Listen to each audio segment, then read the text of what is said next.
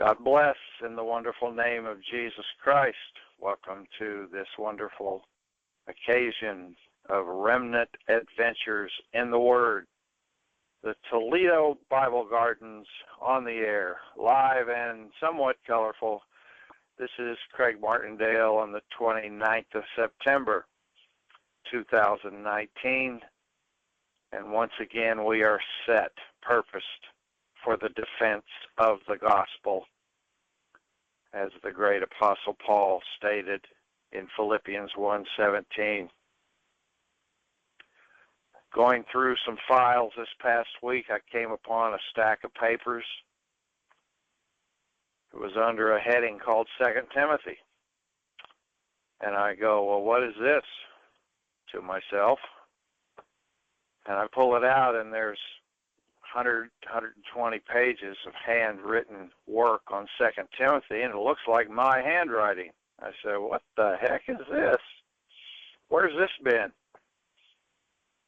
And, of course, over these last few days, I've gradually remembered now how I hand wrote this appraisal of the 4 steps downward on the encouragement of our wonderful brother who awaits the return, Brian Barton.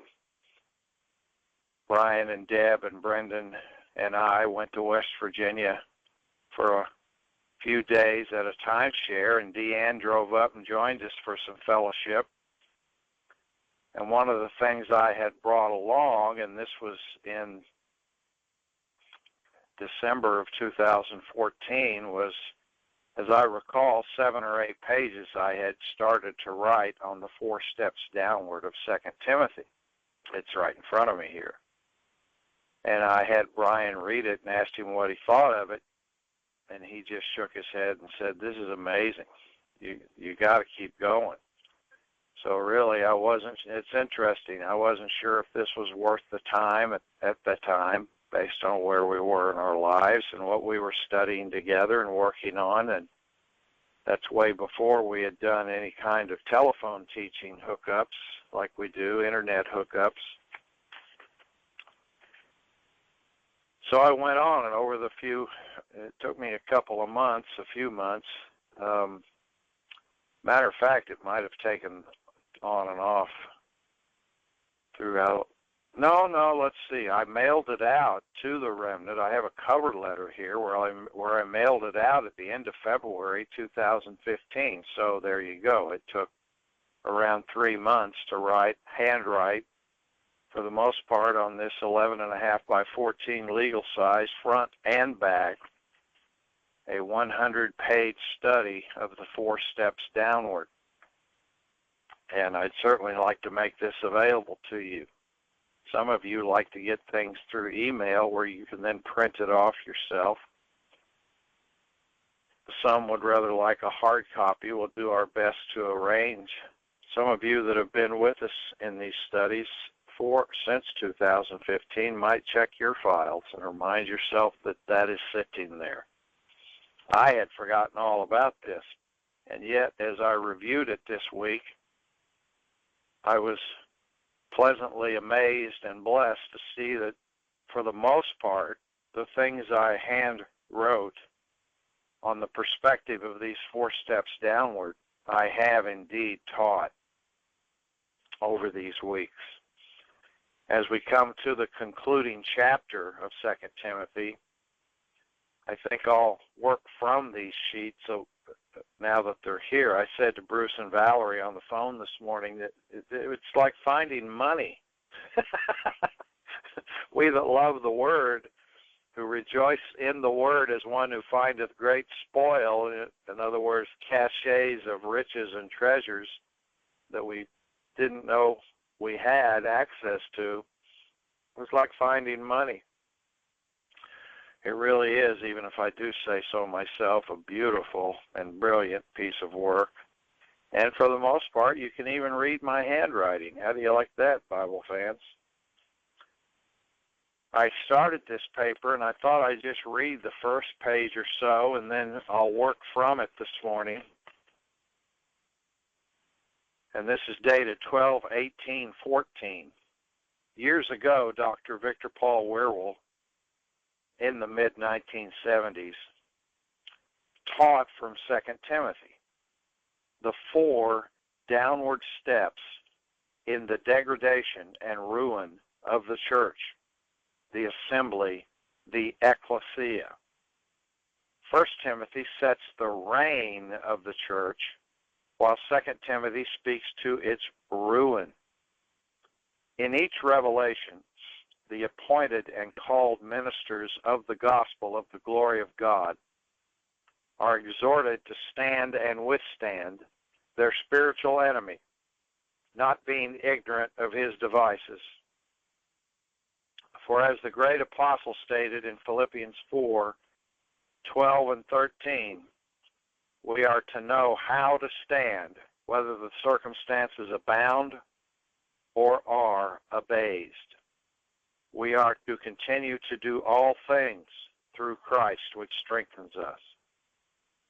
While 1 Timothy directs the minister to his responsibilities while the assembly prevails in the word, 2 Timothy directs the minister's responsible behaviors as the ecclesia is pulled down or pulverized.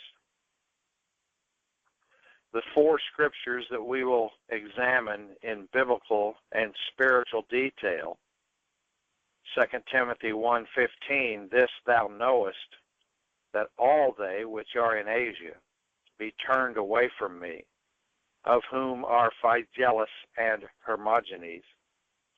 Number 2, 2 Timothy 2:17 and 18, and their word will eat as doth a canker, of whom is Hymenaeus and Philetus, who concerning the truth have erred, saying that the resurrection, and I had put in parentheses even then, power, resurrection power, is past already, and overthrow the faith or believing of some. Number 3, 2 Timothy 3:8 and 9. Now as Jannes and Jambres withstood Moses, so do these also resist the truth, men of corrupt minds, reprobate concerning the faith.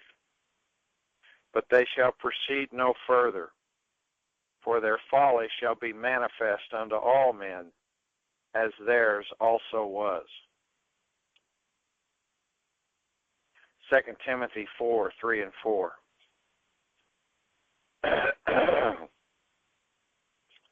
For the time will come when they will not endure sound doctrine, but after their own lusts shall they heap to themselves teachers, having itching ears.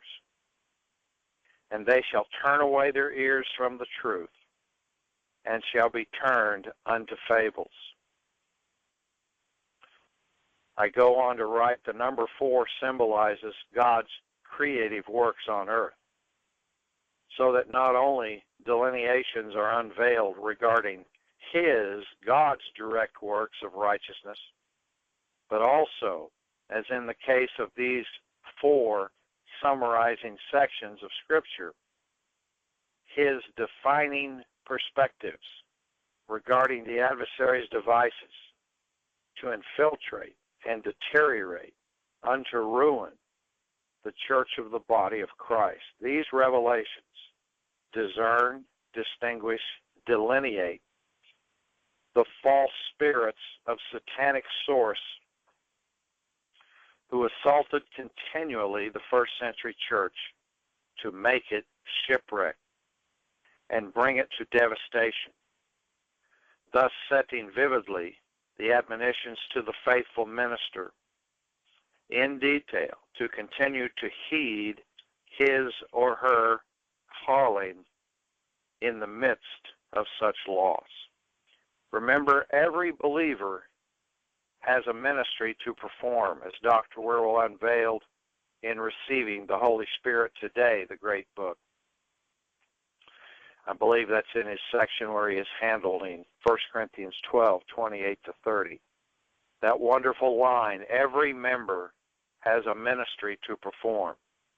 It may or may not be what Ephesians calls a gift ministry, the ruling ministries of apostle and prophet and evangelist and pastor and teacher.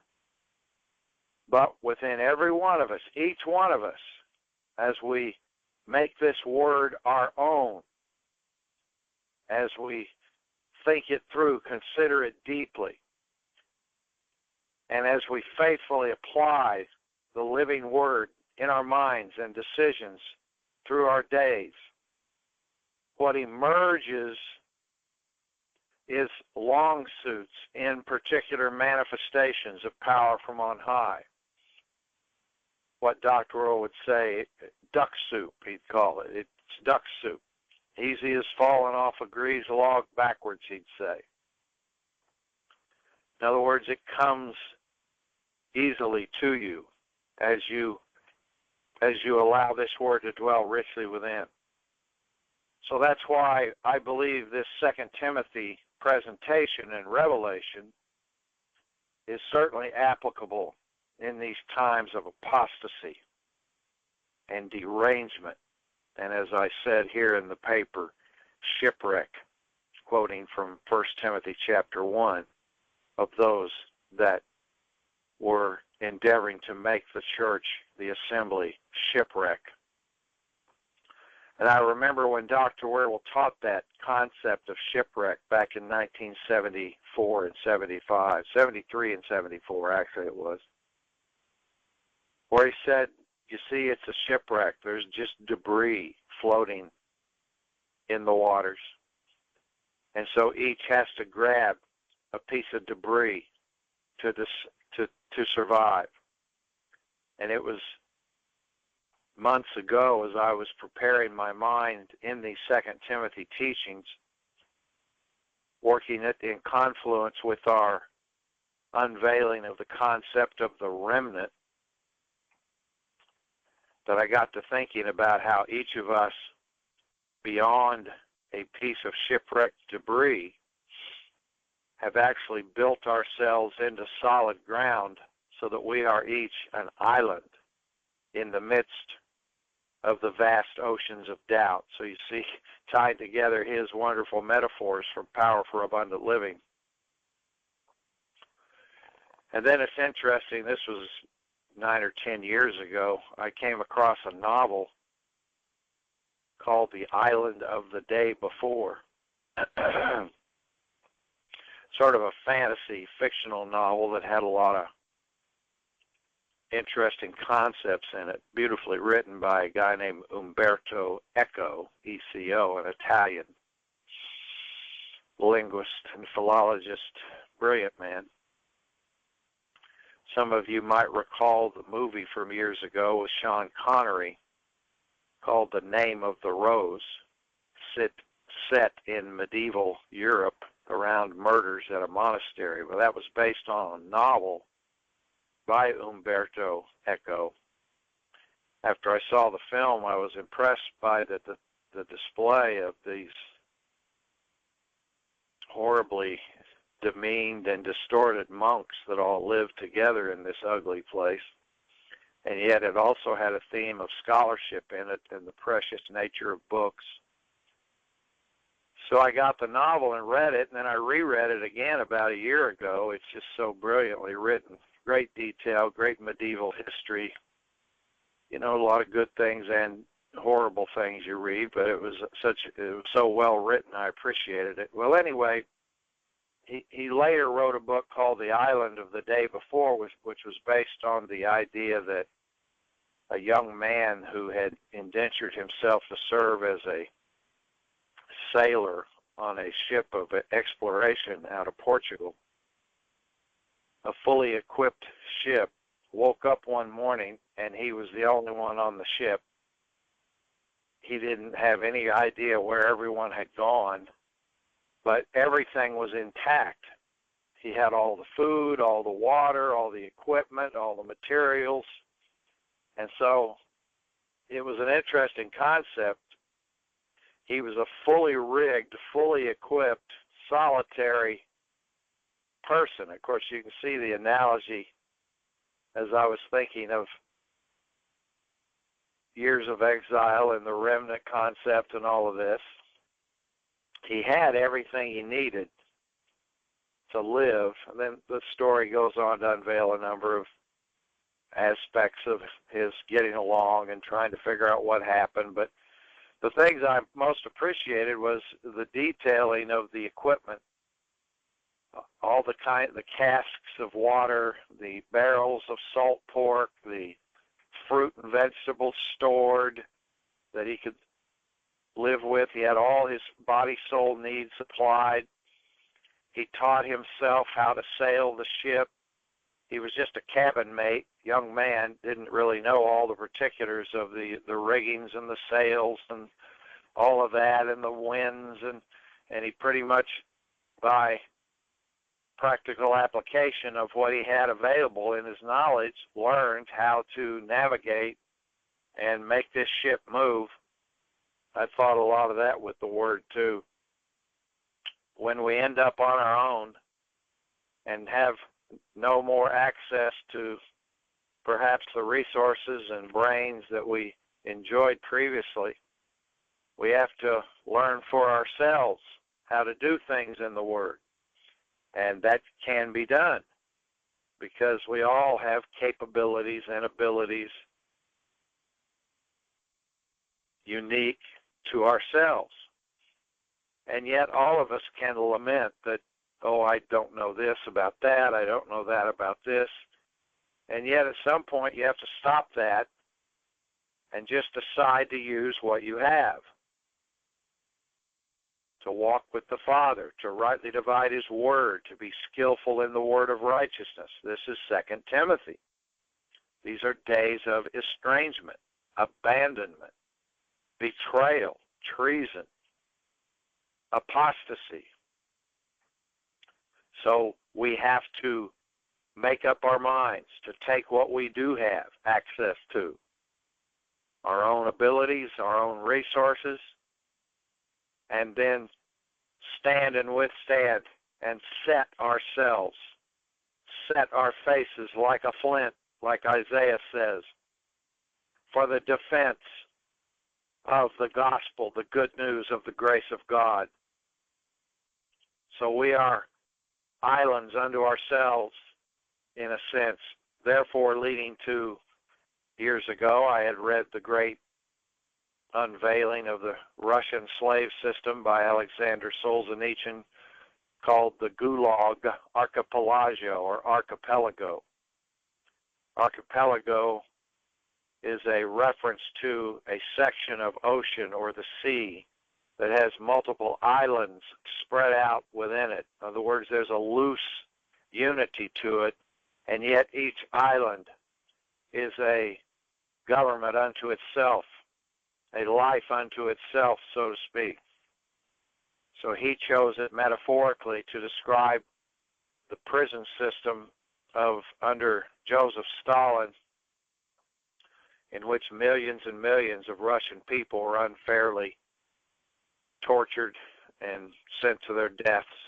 Some survived and lived to write about it. Solzhenitsyn was one of the few that first came out and let the Western world know what was going on right under our noses. Even let the Russian people know what was going on right in their own backyards.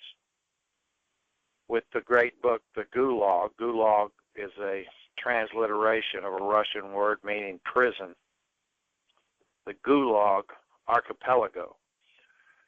So all these factors moving in my thoughts, coming to confluence, I felt it was an appropriate metaphor, hypokatastasis, even allegory, to describe our lives today as the remnant of the archipelago. That we are complete in Him, each individual. And of course, you that stand with spouses and children and friends in close proximity even adds to your resources.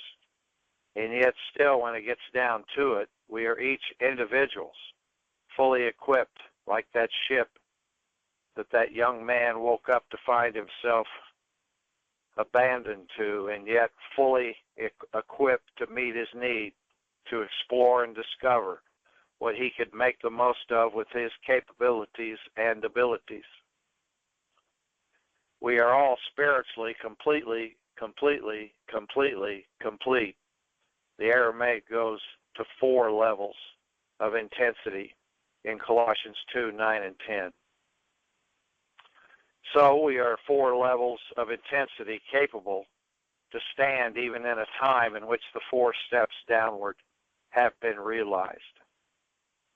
So we work this word with the resources we have. You know, you pick up things. One of the things I've enjoyed about those Jason Bourne films that they've done, I think 4 of them over the years. I actually read Robert Ludlum's Bourne, Bourne, novels back in the 70s and 80s when they were published. Enjoyed them very much, and it was, again, which is many times the theme in some of these adventure books, is the theme of one man, one woman standing against all the evil around them, and how resourceful and diligent they had to be. And one of the things I appreciate about a couple of the scenes in these Bourne films, played by that actor Matt Damon, is some of the fight scenes. And they're so incredibly choreographed.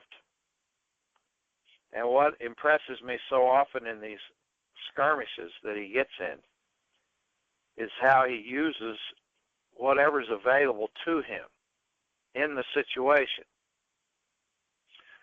The scene I remember most vividly is where he's being chased by this Middle Eastern assassin, very capable assassin.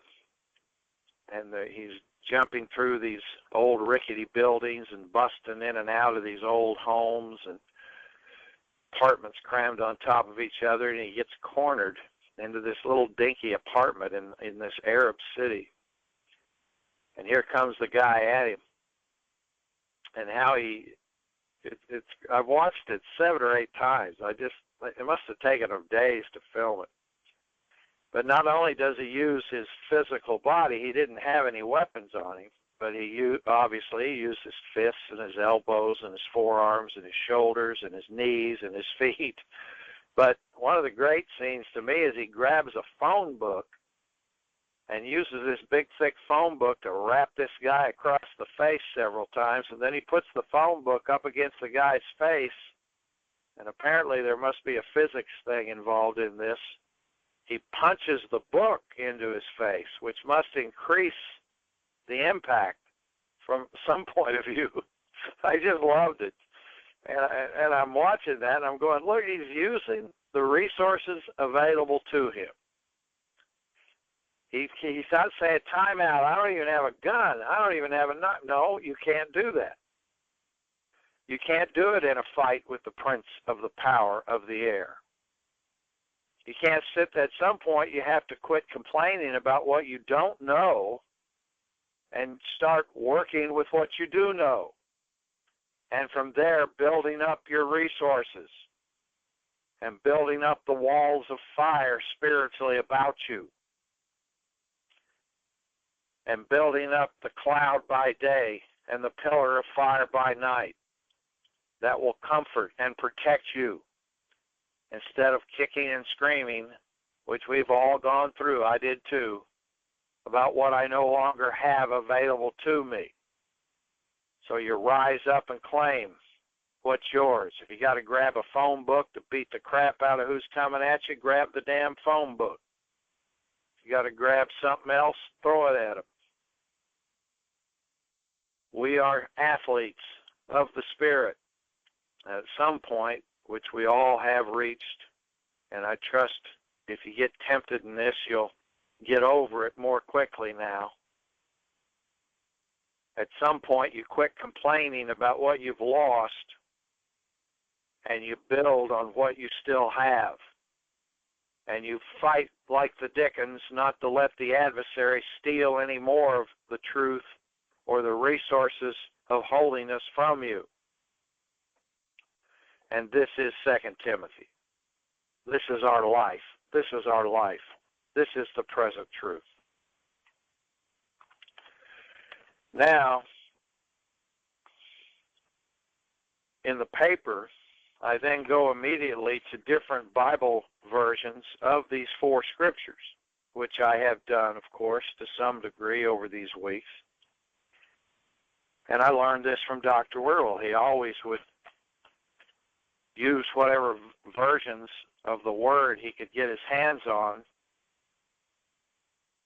to claim the benefits of the brains of previous men and women before him. And from there you have to delineate, you have to distinguish, discriminate, discern. And many times phrasings and terms come up that I wouldn't have thought of, and it adds detailed appreciation of that revelation. And then, of course, you come across mishandlings also, which keeps your mind sharp. But I'm not going to read any more of the first 3. We've done quite a lot of that, but I would like to now read from a few of these other renderings of 2 Timothy 4, verses 3 and 4, which is the 4th step downward. This is from the Amplified Bible, if you have your Amplified Bible at hand.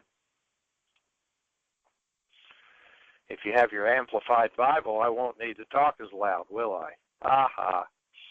Anyway. I said it was live and somewhat colorful, okay? 2 Timothy 4, 3 and 4. For the time is coming when people will not tolerate, endure sound and wholesome instruction. Now I'm going to stop and comment as I go through, as my manner is. They will not tolerate sound doctrine. Holy cow, what a great word. Sound doctrine becomes distasteful. Well, to Job, he eschewed evil. Evil was distasteful. But as people are manipulated and beguiled and conned and hustled through the first 3 downward steps by counterfeit leadership and their own weaknesses and slothfulness and susceptibilities and vulnerabilities to Satan's devices, you know they have gone the full 4 steps down into the ditch led by the blind when they no longer can tolerate the sound and wholesome good news of the grace of God. Well, as I think that through, that tells me they have become enamored with some legalism or legalistic tradition. And as we'll get to it in the verse, some myth and fable of the doctrines and commandments of men. Because when you boil it all down, you've only got 2 choices. Either go the gospel of the grace of God, the revelation of the great mysteries set forth in Paul's epistles, or you go the route of body-soul legalisms, touch not, taste not, handle not, which are all to perish with the using, the bewitching manipulations of the deceitful handling of the word of life, fomented, fostered by counterfeit, devil-infused ministers who portray themselves as righteous and yet are energized by devil spirits and not Holy Spirit. So there's only 2 choices. Are we going to go the way of the grace of God? As Paul said, by the grace of God I am what I am. I do not frustrate the grace of God, Paul claimed. Or are we going to be so soon removed as he confronted the Galatians? I marvel that you are so soon or quickly removed from my gospel to another, and then he quickly adds, which is not another. In other words, you can call it a good news, but it is not good news if it's counter to the revelation received of Paul set forth in the great 7 epistles, and then beyond in subsequent applications like in Timothy here. So the time is coming when they will not tolerate or endure sound and wholesome instruction. That's doctrine. And if you're off on how to believe rightly, then you're skewed and then skewered the rest of the way. You're pinned like a bug on a table to the legalism of the spirit realm, bewitched by false ministers. But having ears itching, reading again in Amplified, having ears itching for something pleasing and gratifying. Now stop there. Remember the Mars Hill gang? They spent their whole days in doing nothing but seeking some new thing. Look at the fine lines here. Yes, we enjoy discovery. We enjoy discovery of what you might term new things. But the authentic, godly richness of new things is, for the most part, discovering greater depth in things you have already known, things you have already been taught, and perhaps many things that you have forgotten. Yes, forgotten. That's the great joy of discovery, time after time, as we work this present truth in our remnant adventures in the Word. Yes, at times something perhaps brand new is energized to our attention by the Father's grace and mercy. But most of the things that I've had the privilege of discovering and teaching are greater depths into things you've already known, perhaps forgotten about, perhaps lost the freshness of your believing towards. And even the new things discovered, like some of these, what you might term new benefits of speaking in tongues that we have unveiled over these years, like renouncing hidden things of dishonesty in the old nature. Yes, you'd call it new, and yet it's certainly based upon all the previous knowledge that has been imparted to us. But on Mars Hill, it was just itchy ears. The attention of a water bug, I'd call it. Just flit, flit, flit, flit. Years ago, one of the teachers used to say, like spit on a griddle, people's attention span, it dissipates. Have you noticed where everything popularized in this world is pretty much designated towards ruining staid mind concentration?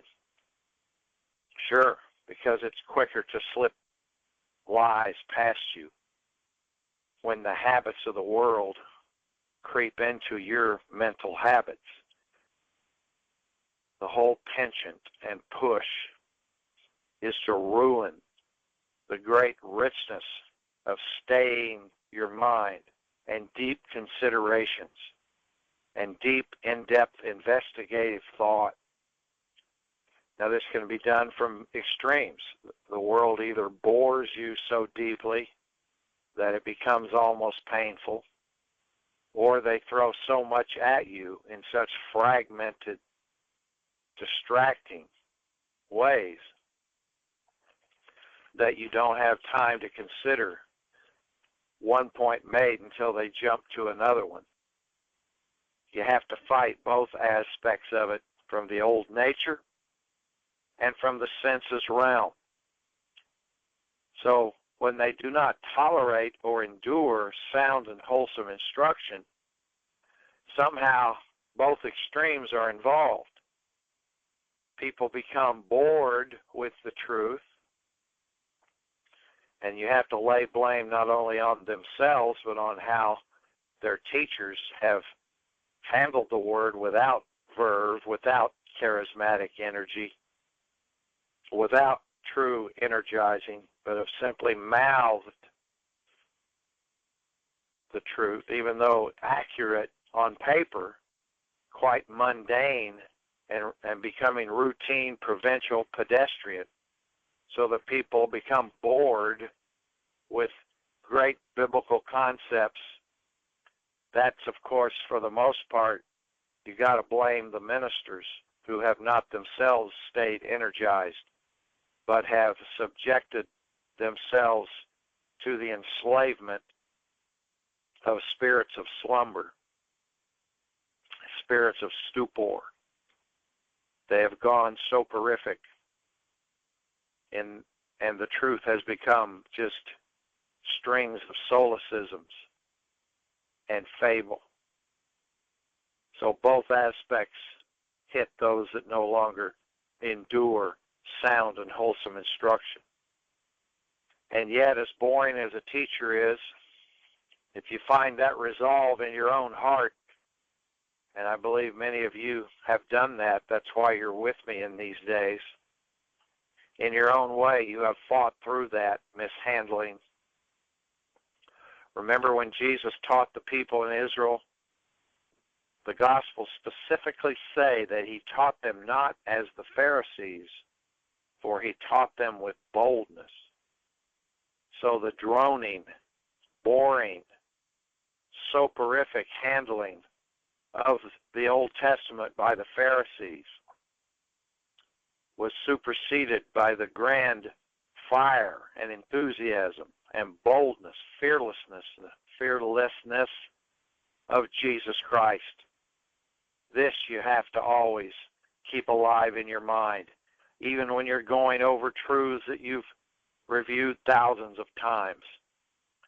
Every time I read a scripture, which is every day, some part of the word that I've already been reading for years, I'm always pushing myself in a godly way, not an over whatever dramatized fear-based way, but in a godly way, pushing myself to see something deeper that fits for me at this time, right now, this day that I'm preparing to live. And this can happen all through a day. One example I think of a couple of weeks ago was out riding my two-wheeled sports car. It's convertible, called a bicycle.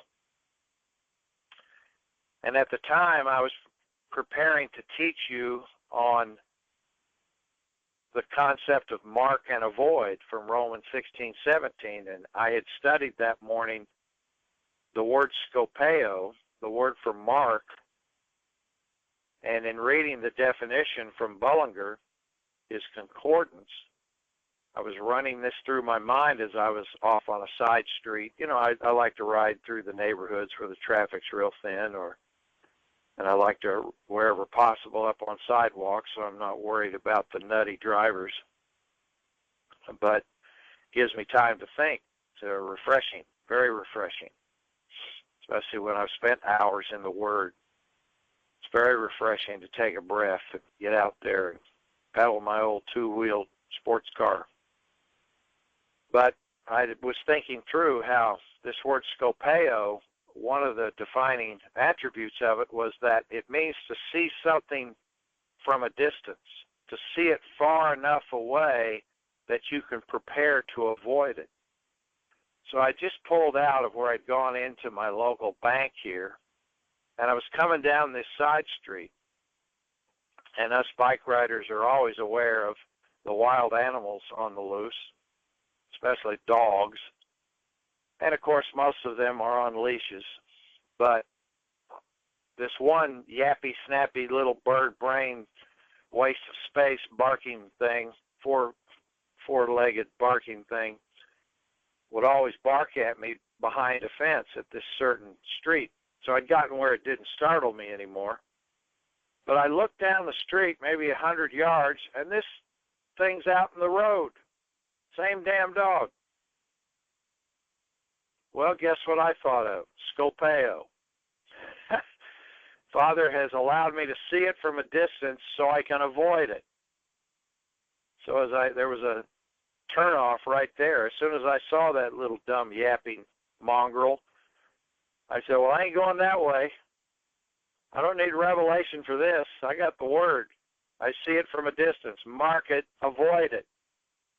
See how it not only was practical in sort of a humorous way, but it was also reiterating the truth that I was thinking through. And of course, I remember vividly, well, they're thinking, well, there's Philippians 3:2, beware of the dogs. You know that's got to come up. So I turned down this side street I'm very familiar with, and I'm very aware there's a automotive garage right over here on my right side, or a locally owned place, and they've got their cars up on their lifts, and people are working in there. I had pedaled maybe 10 feet, and someone dropped. It sounded like a hubcap full of nuts and bolts. Sounded like a grenade going off. That chrome hubcap hitting that concrete floor in there, wham! And I guarantee you, my first thought, and it did startle me, was be not afraid of sudden fear. Proverbs. You see how this is the word of life to us. And this is just the way we recognize truth through a day. And no sooner had I recognized that and was sort of chuckling to myself, I turned the corner. And of course, as us bike riders know, especially if you enjoy the local roads and the sidewalks, you've always got to be aware of driveways. People backing out of driveways, side streets, alleys. And I always give the right of way until I'm sure they see me and signal me to cross. And especially with all these tinted windshields, you can't even see the driver in some of these cars. So you always assume I have not been seen. And people are pretty courteous. For the most part, they'll wave me through, and I always thank them, you know. But I pull around the corner from the auto garage, so there I've been reminded of Scopeo, mark and avoid. I've been reminded of beware of the dogs. I've been reminded of be not afraid of sudden fear. And within 20 seconds, I turn the corner, there's a lady in a van pulling out one of these hidden driveways. And she wasn't going very fast, and I wasn't going that fast yet, but I knew I didn't have time to brake. I was going to bump into her. Now, it wouldn't have been a wreck, you know, but it would have been embarrassing. But I immediately looked to the right, and there's a pathway, a sideway around her. There it is, right there. And what did I think of immediately? 1 Corinthians 10:13. That he makes a way to escape that we may be able to bear it. So by then, I'm ready to pull over and take a breath. I say, okay, Lord, man, I love those lessons, but I got to take a breath here. And even then, as I chuckled to myself, I reviewed in my mind the incidents and the scriptures that came to my mind, because I knew I'd want to share this sometime. So there you go. But it's the word living within us, dwelling in us richly. When people get to the place where they're so bored with the truth, see what I mean? That they can no longer see any doctrinal or practical application of it. They are imprisoned, and you cannot let that happen to you. And that's vigilance and diligence and awareness, and every individual's walk is their own. All I can do as a teacher and your brother in the Lord is share the best I can with how I endeavor to love this word so deeply that it comes to my mind throughout a day, and that the awareness of it in practical life enriches the truth of it to me, and therefore enriches my fellowship with my Father, the Creator of the heavens and the earth, which is the whole point of having this word and having these manifestations. So when they get where they don't tolerate or endure sound and wholesome instruction, both extremes, you have to watch yourself. Boredom, mundane, going through the motions. No.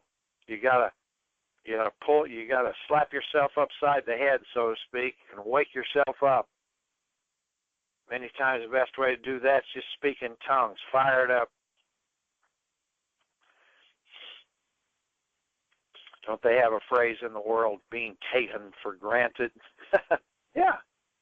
What do you think? God likes being taken for granted? Are you grateful that your need is met today? Are you grateful for the comforts of your physical surroundings? Are you grateful for your physical and mental and emotional need being met, not to mention the spiritual? I don't think the Father likes being taken for granted, does he? He said to Israel, "You have forgotten me days without end." A nursing mother would sooner forget her child than you should forget me. An ox that needs to eat would forget where to get the feed before you should be forgetting me. In all our ways, acknowledge him. So you got to watch that part of it. And then, of course, the other side of it is you can get too whipped up about thinking you want to learn something brand new all the time, something you've never thought of before. Well, that can become an idolatrous mindset. See, it's always a blend here. You have to research. And I give you oodles of illustrations of that as I work this word through and share my heart with you and teach. This isn't the first time I've read this scripture, but see how we refresh it with perspective. And you yourself can refresh it with your own personal witness and in your own personal testimonial of how you have held fast to the truth despite these manipulations of Satan to try to get us where we no longer endure sound and wholesome instruction. And of course you get into the slothful category when you no longer endure. We are athletes. It requires endurance. And yet it's a joyful endurance.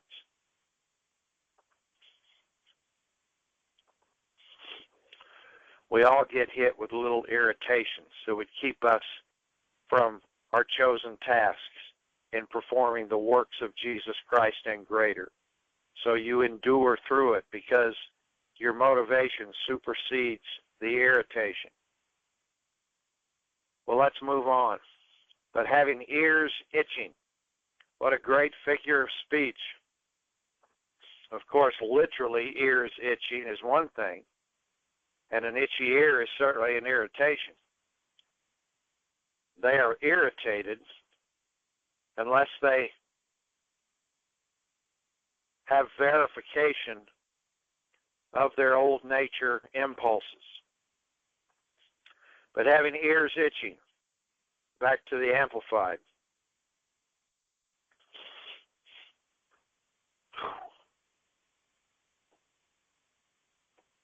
For something pleasing and gratifying, they will gather to themselves one teacher after another to a considerable number, chosen to satisfy their own liking and to foster the errors they hold. and will turn aside from hearing the truth and wander off into myths and man-made fictions.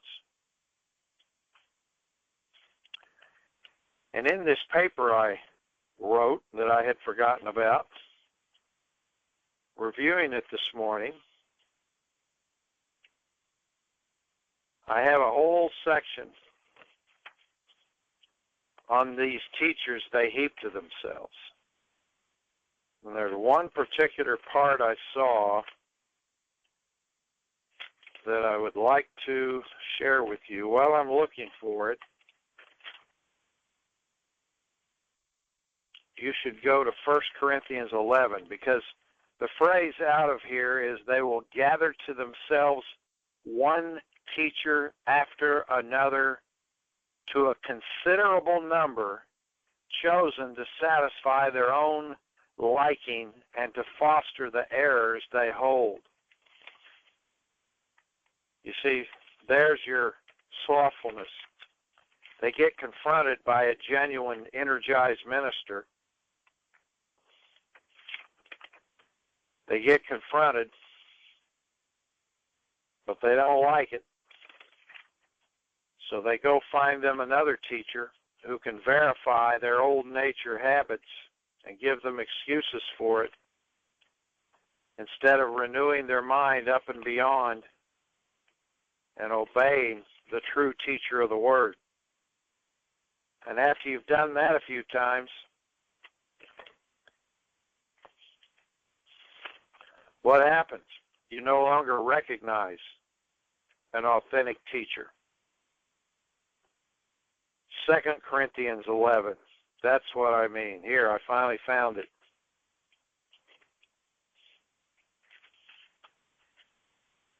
Look at verse 19. Paul confronts them. Reproof, for ye suffer fools gladly. And then I make the point, these are the false apostles of verse 13. Those that preach another Jesus of verse 4. For ye suffer fools gladly, seeing ye yourselves are wise. That phrase is the figure of speech irony. Now, if it was used in a devilish way, you'd call it sarcasm or cynicism. But in the Word, it's irony. Ye yourselves are wise, huh? It's a figure trying to wake them up. In other words, if you're so wise, why have you endured these fools so gladly? And you know what the gladness is in their enduring of false ministers? Well, for one thing, you keep going to their dumb meetings, keep playing their idiot tapes, keep reading their wrong dividing of the Word articles. Another thing is you financially support them. That's the real depth of this scripture. You suffer fools gladly. You know, people quote that phrase. They don't even know it's from the Word, do they? The great impact of enduring foolish teachers is that you have so become convinced of their authenticity that you support them financially. And whether you like to admit it or not, you can't go on what they say. You got to go on what the Word says. It's a love of money. I read you Micah last week, where they reach out with both hands to manipulate and take their bribes to do evil with both hands. It's the love of money, which means power and influence over you and over your mind. For ye, goes on to verse 20, for ye suffer, and then I write in my bracket here, the afflictions of false leadership, like the grievous wolves of Acts 20, and the false ministers of 2 Timothy. For you suffer or endure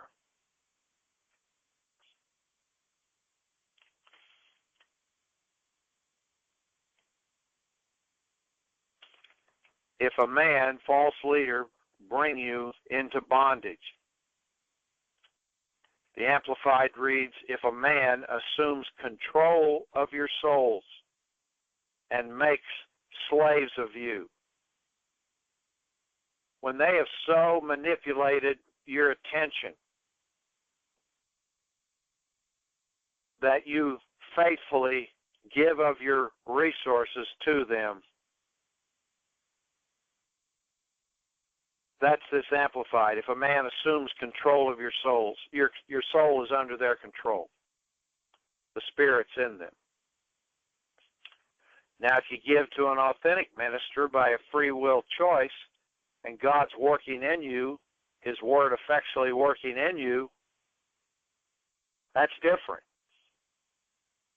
And you can expect great reward, first in the Word. Remember, Paul said, it's not that I desire a gift, but I desire fruit that may abound to your account. And he's first speaking of spiritual fruit, eyes of your understanding enlightened, fruit of the Spirit energized, fruits of righteousness like Philippians 1 promises. Then, of course, the great physical abundance of your need being supplied, whereby you can rebuke the devourer. And that's just with the tithe, the 10%. But there is a great difference between manipulated, being put to sleep, and just going through the motions of sending your bread in, mainly out of fear perhaps, or out of legalistic routine. Sometimes people faithfully give because they're terrified that if they quit, the roof's going to cave in on them. Well, it may, but that can't be your primary motivation. Our primary motivation is that we love God and we want to keep His commandments, and that you love the minister for giving you the truth. Yes, it is healthy to be aware of consequences. That has to be in the blend of our comprehension. But you see how the false teachers turn it on its ear, distort it.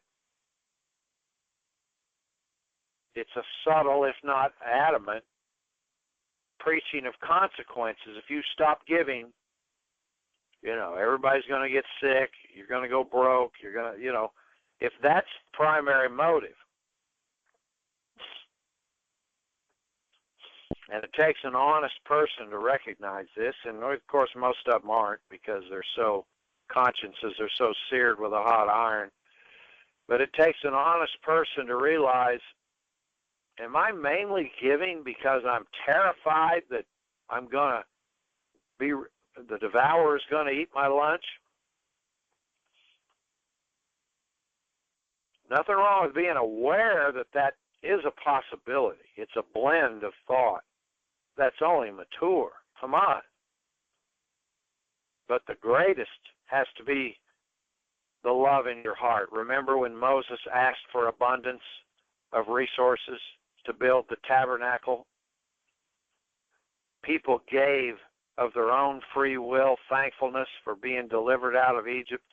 They gave so much that the priest said to Moses, tell them to stop. We've got more than we need. Now that's abundant sharing. Paul says of the Macedonians when he's confronting the Corinthians again in 2 Corinthians 8, that they were more willing of themselves to give than even we needed to receive. Now that's a mind on fire for the truth. See, all these things are part of your motivation. Yes, you give because first you love God and you want to please Him, and you're thankful to God for the Word you're being taught. And Galatians 6:6 says, share. It says, let him that is taught in the Word King James says communicate, but it means share fully with him that teacheth. So you make up your mind who's teaching you the word, and you want your heart so on fire that you want to share of your abundance. Yes, that's the other next section of the motive. Sure, you're aware that you will be given blessings that you can claim. Absolutely, you should be aware of that. Again, Paul says, and that's certainly always been my mind through all these decades of ministering, not that I desire a gift, but I desire fruit that may abound to your account. That's my main motive. But motivations are a recipe of proper thought. Please God, keep his commandments. Share abundantly with the one that you love for teaching you the word. Knowing that the tithe is an immutable law. It's not of the legalism side. It was Abraham, before the law was given, gave a tithe of the abundance to the priest of the Most High God, Melchizedek. That set tithing as an immutable, all-encompassing standard. You know, you've heard people say over the years, well, tithing's of the law, so I don't do it. Yeah, right. That's backwards logic. Well, if you don't do tithing and it's of the law, and if you're of grace, then you ought to be doing more than tithing. But no, they've already argued themselves out of it, thinking they're really being a grace believer by not doing nothing. Come on, give me a break. You can't do that. Tithe, the first occurrence of the tithe is Abram in Genesis 14. Don't try to pull my leg. Patriarchal administration before the law. Yes, tithing was part of the law, but it was established previous to it in the patriarchal administration before the Mosaic law. That tells me and you that have eyes to see and ears to hear that tithing is a immutable, which means all-time, all-encompassing standard of pleasing God and living a life which is more than abundant. And keep reminding yourself of what Dr. Wimble wrote in Christians Should Be Prosperous, that 9/10 with God's blessing goes much further than 10/10 without it. And you have to be spiritually oriented to believe that, because the natural world will scoff at such logic. Of course they will, because it's greed and selfishness, and yet in their own businesses they know they have to spend money to make money. So while they scoff, they do the same thing in one way or another. But it's always the mindset of an authentic man of God. Not that I desire a gift, but I desire fruit that may abound to your account. Ask yourself, what good did Abraham's tithe do to Melchizedek? Dr. Rill showed us years ago that Melchizedek had to be an angel, because it says later in Hebrews he has no, without father, without mother, no beginning. He had to be a spirit being, sent representing the true God. A Levite could not be sent because of the contamination of the human blood in the Levitical side. Jesus Christ was the high priest of Israel, not from the Levitical point of view, because he could only be of one bloodline, and that's Judea. So God created a priest line to supersede the Levitical so that Abram could give his tithe and establish the immutability of it, and later Jesus Christ is a priest forever after the order of guess who? Not Levi, Melchizedek. A lot going on there, folks. A lot of truth going on there. That's God. He can do what the hell he wants. He doesn't violate his word. Creates a priest line, and Melchizedek is noted for two things: that Jesus Christ is a priest forever after the order of Melchizedek, and that he was the recipient of the first tithe given. I'd call that pretty big endorsements to tithing. Right up there with Jesus Christ, wouldn't you? So, here I stand, I can do no other, so help me God.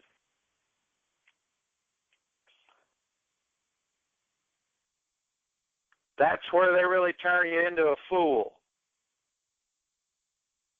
When you have shared of your resources to encourage their falsity, if to encourage their devouring you. One of the text reads, I'm still basically working out of 2 Corinthians 11, 19, and 20, if it matters. I'm telling you the truth. Or what scripture I'm expounding on. But Amplified says they make slaves of you. If a man devour you, if they are devourers of your substance. One of the texts says, if a man take of you and praise, P-R-E-Y, upon you. Yes. You know, that's one of the 17 cities of Moab that I expound upon. One of the aggregates of the old nature. If you don't renounce it, so that you can renew above it to mortify it, one of the aggregates of the old nature is to be made a prey, P-R-E-Y, to turn yourself into a victim. And you're victimized by the spirit realm and by these fools, these false ministers. So you renounce that tendency. And if you recognize it in yourself, you renounce it deep and go to the Word and renew above it. I'm nobody's prey, P-R-E-Y. I'm nobody's sacrificial heifer. Well, that 2 Corinthians 11 speaks loudly, which I expand upon even further in my paper, which I think you'll benefit from. And we are expanding upon, let me finish this and then we'll take a break, the great Amplified of 2 Timothy 4, 3, and 4.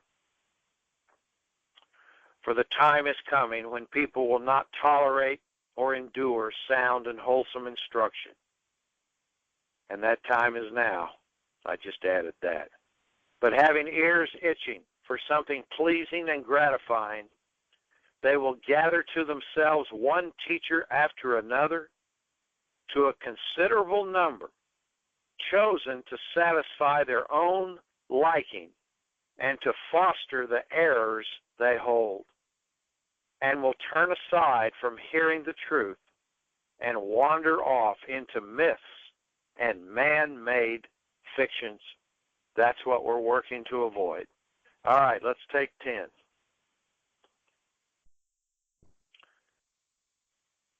Thinking of the great revelation in Isaiah where Father says, come, let us reason together. I love that.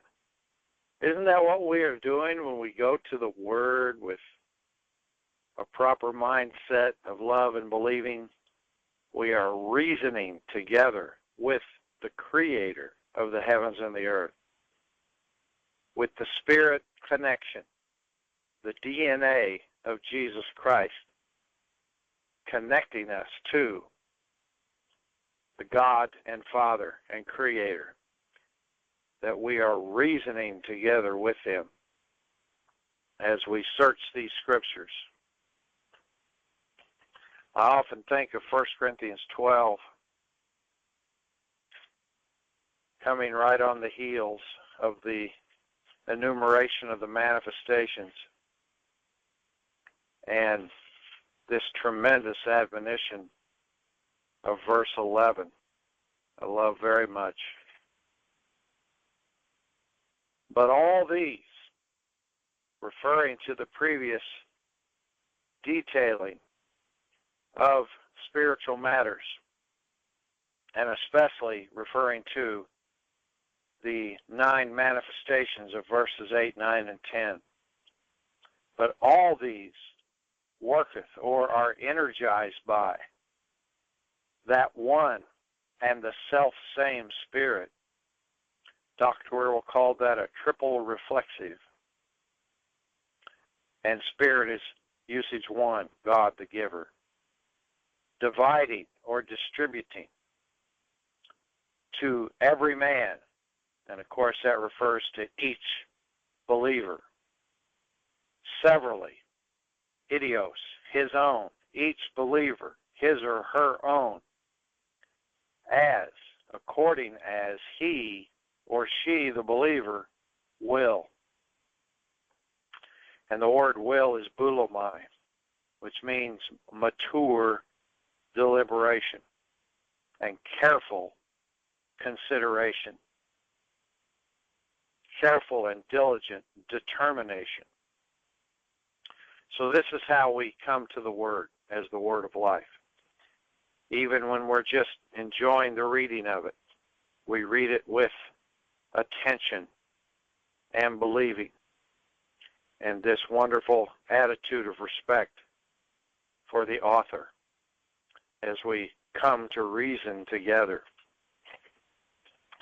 Well, that amplified rendering of 2 Timothy 4:3 and 4 certainly led to some tremendous truth.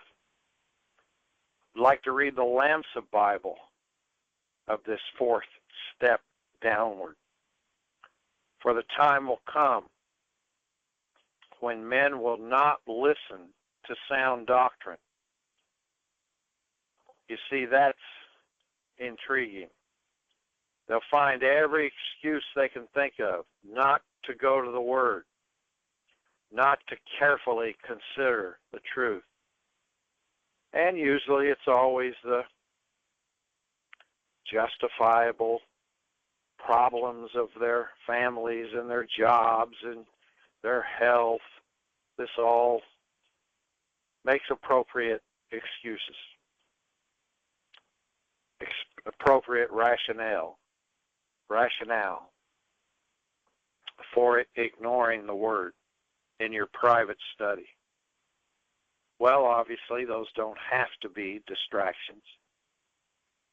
We've all dealt with those things over the years. And yet we still can learn to make that time, like you're doing now, to think this Word through with me, and then privately in your own personal study. I was reminded again yesterday in response to a text of the great Acts 17:11. These were more noble than those in Thessalonica, in that they received the Word with all readiness of mind and searched the Scriptures daily, whether those things were so. That's one of the great defining truths of what I would term the remnant, the archipelago of grace, the archipelago of light, that we search these Scriptures daily. That's a priority. Whether those things are true was not meant that they searched for errors, but it meant that they made it their own, what the great apostle Paul and others like Barnabas and Silas and Timothy, what they had been teaching, Titus, that they worked it from a believing point of view to get convincingly convinced. Because remember, without believing, it's impossible to please Him. And believing, among other things, is to be fully persuaded. So what does it take for you to get fully persuaded? Well, a couple of weeks ago, it took me recognizing Scriptures as I rode my bike. And that's what gave me the impetus to move ahead with teaching what I knew to be the truth. Can be any number of scenarios. He's a personal God, and He will give you places to walk, it says in Zephaniah. He will open doors of utterance, and He will give you places and scenarios in which you can prioritize the working of this word to and within yourself, to have the joy then of living it, experiencing it, sharing it with others as doors of utterance open. For the time will come when men will not listen to sound doctrine, but they will add for themselves extra teachers according to their desires, being lured by enticing words. Boy, is that vivid. Lured by enticing words. Well, these teachers are capable. Many of them are quite brilliant. I concede to that. They can quote scripture, they can tie in illustrations, they have wonderful oratorical skills, then they bring in all their fancy music and productions and light shows, and yet when you really boil it down, they're wrongly dividing the word. You see, adding to themselves extra teachers betrays their motive. They have been confronted by the sound doctrine of the grace administration, and yet not willing to raise themselves up to that standard.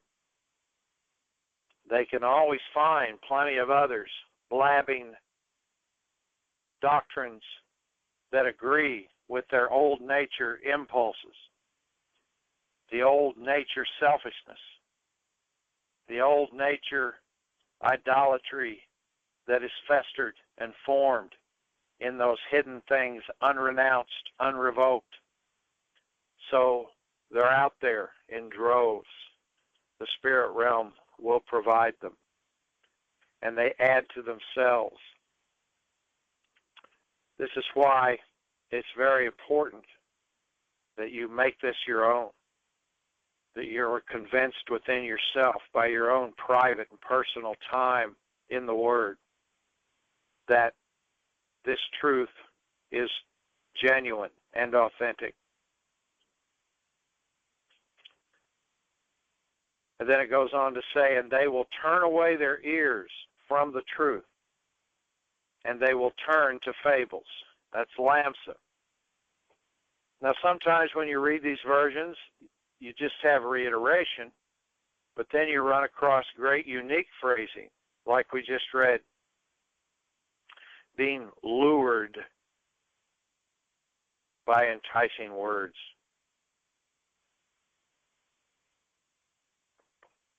It's like a man I heard say years ago, you know, the bait is delectable, and it smells good, and it looks good, and appeals to your senses, but the only problem is there's a hook in it. Heard a guy speaking about communism that used that illustration. Well, boy, is that true with doctrinal error and with the false words of false teachers. They can be made to look so appealing, but there's a hook in it. And the hook is the spirit behind it, and spirits that people open themselves to, the wicked spirits from on high that hide behind the good words and fair speeches. Now, the next rendering is from the 1881 Revised Version. This is the one that Dr. Wierwille told us many consider the greatest of all the translations. And Dr. Bullinger had either a great-great-grandfather or a uncle or something that worked on this translation, where it reads, "For the time will come when they will not endure the sound doctrine, but, having itching ears, will heap to themselves teachers after their own lusts, and will turn away their ears from the truth, and turn aside unto fables." So you see, not a lot different from the King James, but it's still good to check these. The reiteration is always valuable. Then from this great book Dr. Wierwille made us aware of many times, The Life and Epistles of St. Paul, by these two British ministers, gentlemen, Conybeare and Housen. You've perhaps heard me refer to. They have some unique renderings in their great book.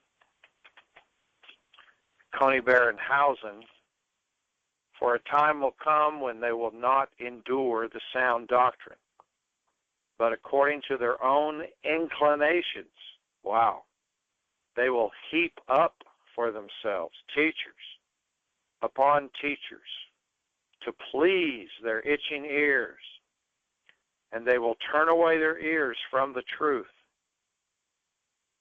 and turn aside to fables. Now there's some wonderful, unique language. Their own inclinations. Again, this gets right back to unrenounced, hidden things. That's where it starts. But then it festers and foments false thinking. And to avoid this, we must do what 2 Corinthians 4:2 says. And I'd also like you to remind yourself of 2 Corinthians 7 here. You know, in Romans, the doctrine, he says, mortify the deeds of the body. There's the doctrine, which I believe is a reference to speaking in tongues and the old nature. Corinthians, the reproof based on that doctrine, and that mortifies in Romans 11:13. The reproof based on that doctrine is renounce hidden things of dishonesty. See, essentially the same truth, but in different words to correct practical error from chapter 4, verse 2. And also here, chapter 7, verse 1. Having therefore these promises, dearly beloved, watch this, let us cleanse ourselves from all filthiness of the flesh and spirit. Boy, is that vivid. Perfecting holiness in the respect of God. Boy, there's some unique phrasing. We have these promises, therefore. What are you going to do with them? Well, if you're not going to cleanse yourself from all filthiness of the old nature, the spiritual flesh, these promises go null and void. That's what that says. That's what that means. That's why to heap to themselves teacher after teacher just gives them excuse to ignore such admonitions.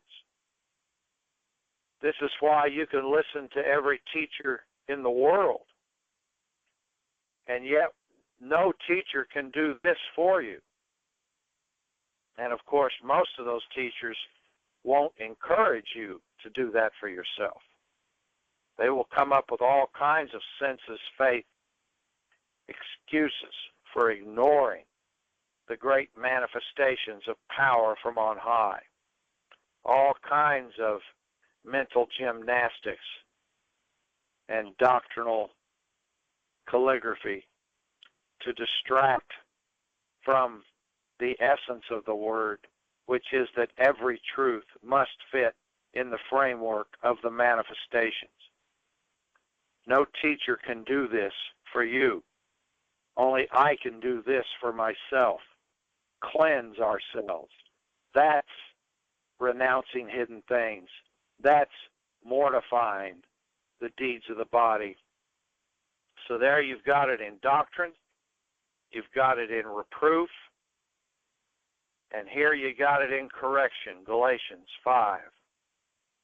And how appropriate that it comes right after the great handling of the works of the flesh, of which there are 17, lining up with the 17 aggregates of Moab, of Isaiah 15. And then it leads into the great fruit of the Spirit, which replaces those renounced and revoked hidden things. And then a grand summation in verse 24 of Galatians 5. And they that are Christ's have crucified the flesh with the affections and lusts. How do you do that? If we live in or by the Spirit gift, lowercase, let us walk also by or in the Spirit in manifestation. Right there's your correction of the great ability of speaking in tongues. How do you crucify the old nature? Something that vividly adamant and godly in destruction without the Holy Spirit energy of speaking in tongues to do the crucifying. You crucify the old nature with the affections, passions, and lust. So there you've got Romans 8:13 to 2 Corinthians 4:1 and 4:2 and 7:1 to Galatians 5:24, all referring to this great prowess capability to renounce hidden things by speaking in tongues. And they heap to themselves teacher upon teacher because they do not want to renounce those inclinations. And teacher upon teacher gives distraction, so one can more easily ignore such revelation and continue to fester and live within the boiling fermentation of old nature lust. And they will turn away their ears from the truth. Sure, that will lead to that. They won't want to even hear it. And turn aside to fables. They'd much rather read the Greek myths and fables. I noticed that. I'm reading a book by a guy that was an avowed atheist all his life. I'm reading his autobiography. And he was a brilliant man, and he wrote political essays and book criticisms and things, and I enjoyed his mind and his vocabulary, but of course, that part of it I was aware of. And yet all these guys that are so proud of their atheism, how many times in their literature do they refer to Greek gods and Greek goddesses and Egyptian gods and goddesses as illustrations? It seems to be the accepted intellectual snootiness of the literary world that they will deny biblical truth. They deny the God and Father of our Lord Jesus Christ and do so adamantly and cynically. And yet they they talk all the time about,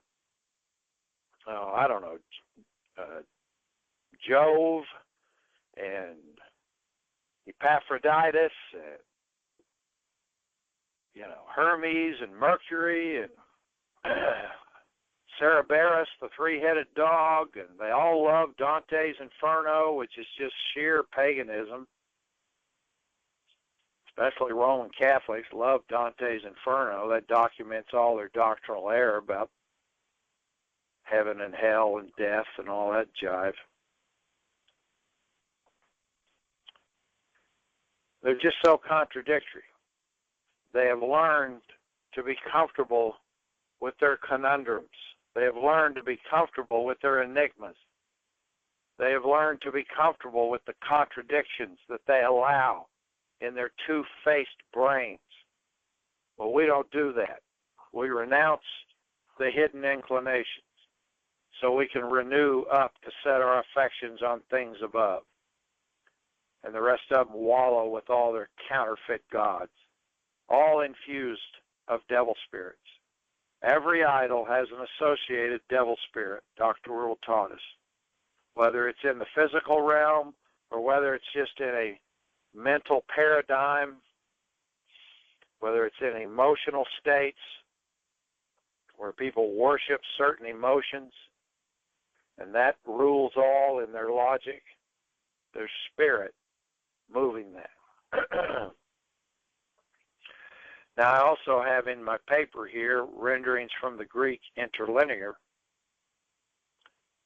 and sometimes you can get a nice twist of a phrase, turn of a phrase here that's very valuable. And of course, even the Greek word, the more you're familiar with, can help. So it says, for there will be a time. Time is kairos. That's a great word referring to a particular season, a spiritual season. For there will be a time, and of course this is a dark spiritual season of estrangement and betrayal and treason. For there will be a time when sound teaching they will not bear. But, and the word but here is stark contrast. It's the Greek word Allah. There's another word but that's simply just a small, it still is a contrast, but it's not as adamant. But this one's quite adamant. But instead of enduring and bearing the sound teaching, according to their own desires, to themselves will heap up teachers. See, I love that. And desires is that word for passion. But according to, that's their standard. What is your according to? What is your standard? Their standard is the passions of the old nature. And everything that the world encourages and promotes is always according to old nature, lust, and desire.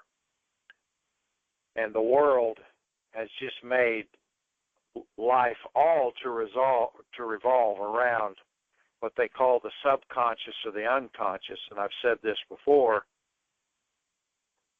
but what the world encourages you to investigate and give into and open yourself up to, which they call your creative self, is what the Word tells you to cleanse yourself of, because it's filthiness of flesh and spirit. Just the opposite. The Word tells you to renounce it, revoke it, if you want that new nature to have regnancy and to prevail. So they heap to themselves. They heap up. Heap up. See that in the Greek. Wow. Pile them on. You pile on so many blabbing, gum-bumping, palaver maestros, you don't even take the time to think about what God would say.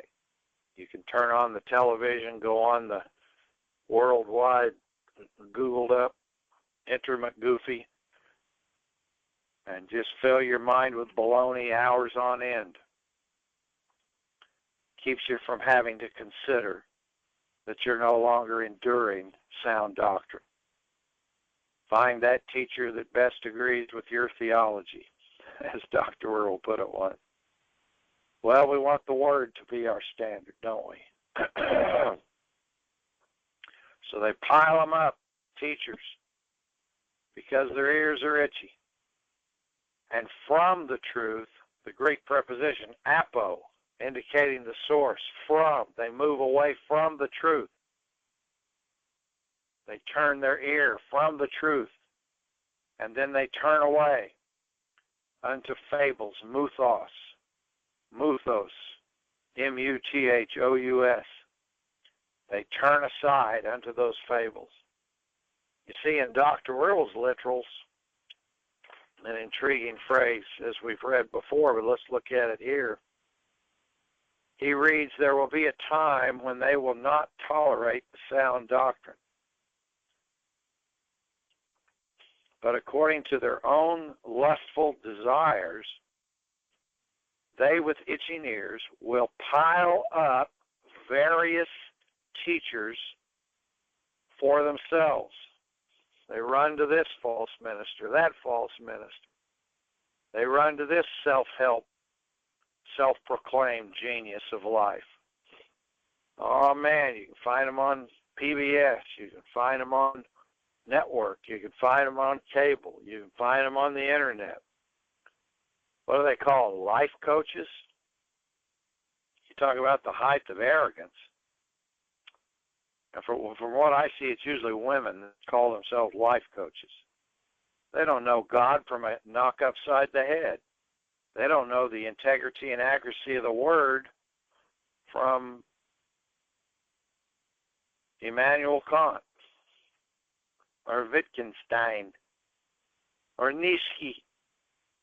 They don't know dip from dumb. They don't know dung from doo-doo. And they call themselves life coaches. They're loaded with devils. They got ruling spirits running through their minds. Wasn't that years ago that Hillary Clinton was going to a life coach, spiritualist, took her into seances and had her talking to the spirit of Eleanor Roosevelt? Of course, when it came out, they backed up like crazy. Oh, it's just a mental exercise. No, it's devil possession. Talking to the spirit of Eleanor Roosevelt, what the hell you want to do that for? Unless you agree with her life. She was a hardcore lesbian. Great admired woman. Well, admire her. I don't. I'd rather admire Deborah and Esther and you remnant ladies. Eleanor Roosevelt. Good God Almighty. Pick you a better hero than that, can't you? Yeah, she was talking to the spirit of Eleanor Roosevelt. Well, it's a devil spirit, because Eleanor Roosevelt's dead as a doggone doornail. She's dead as yesterday's camel dung. She's been rotting in the grave for decades, because the dead are not alive. If you believe the dead are alive, well, then you got all these spirits of these idiots running around. These are devil spirits that imitate, that knew these people, and in her case, that worked in and through her. They're still around. They're looking for homes. Hillary Clinton would be a good one, wouldn't she? Brother, they are ignorant of spiritual matters. Well, we don't want to be ignorant of spiritual matters.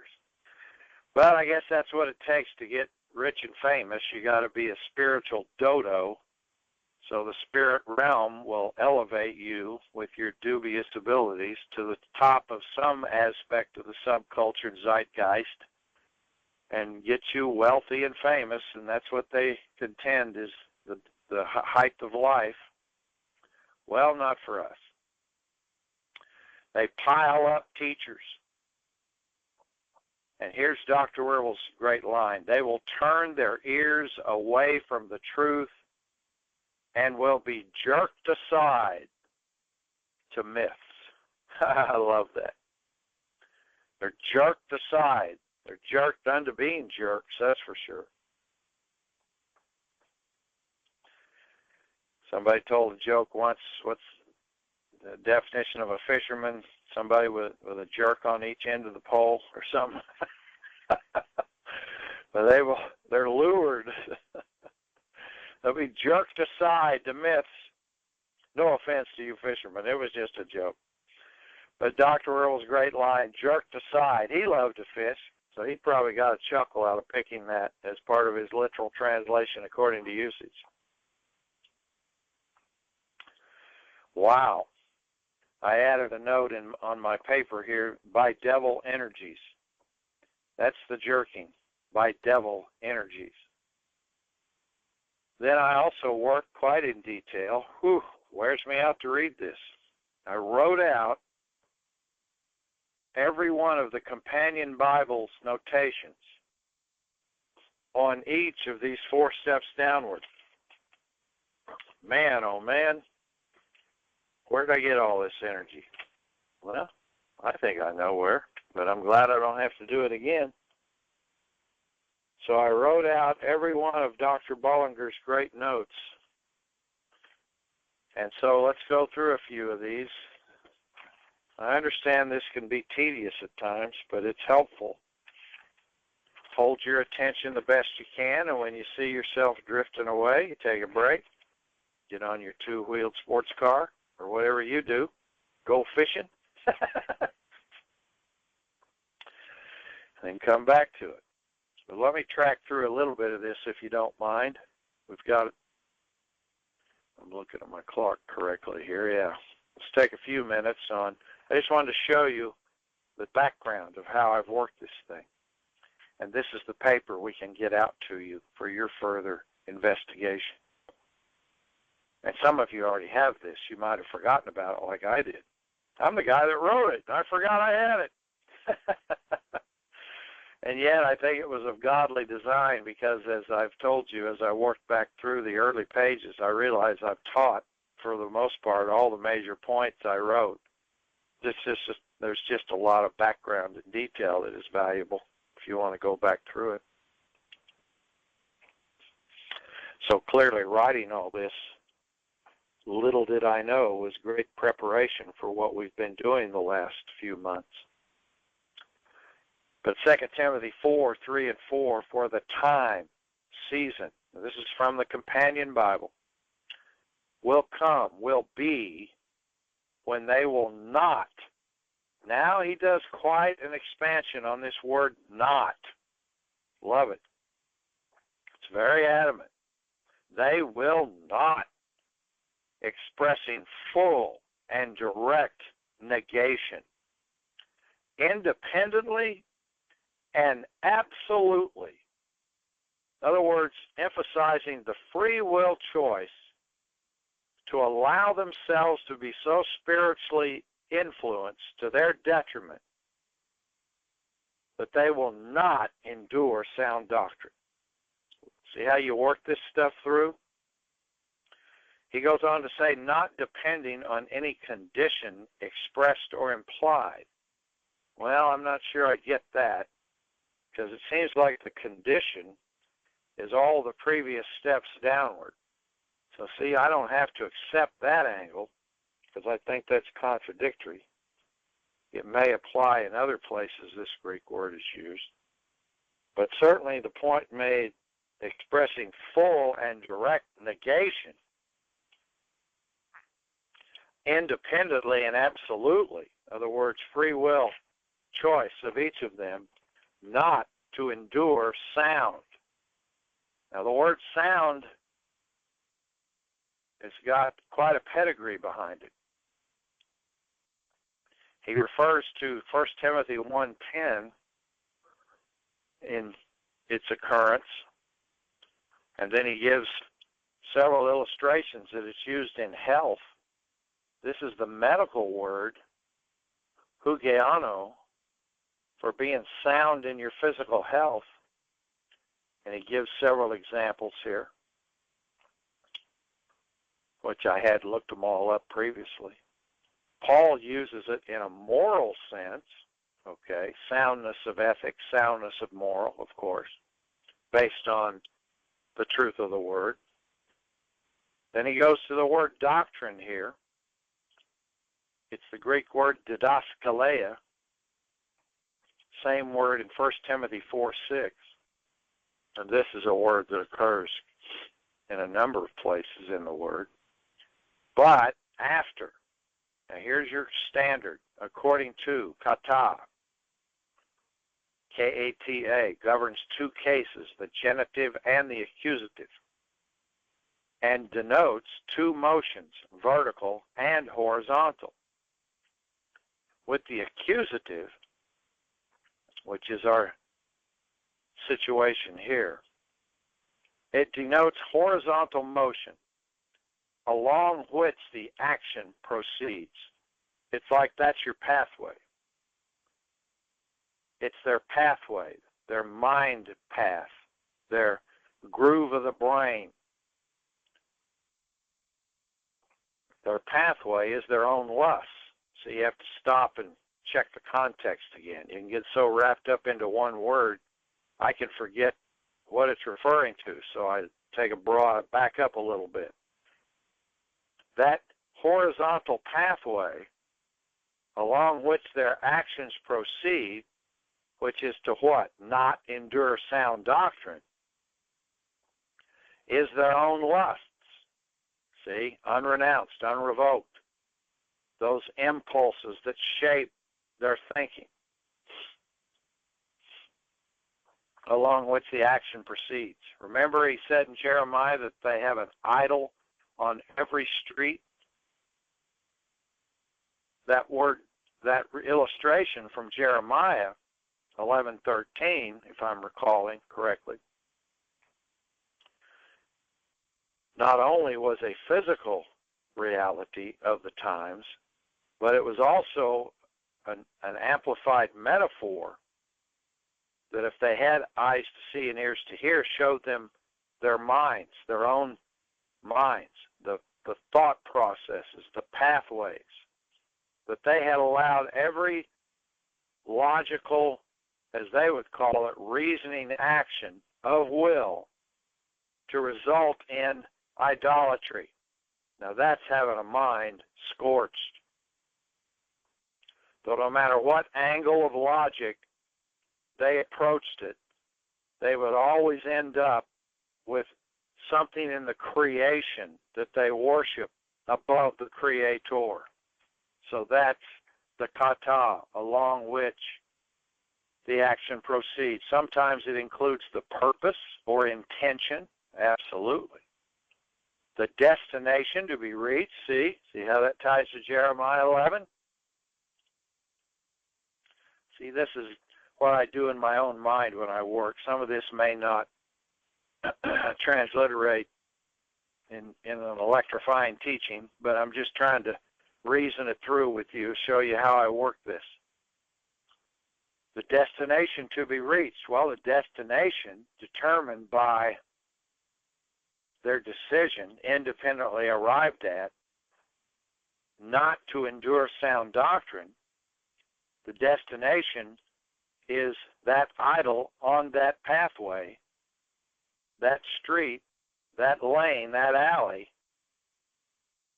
shaped by unrenounced evil that they heap up to themselves.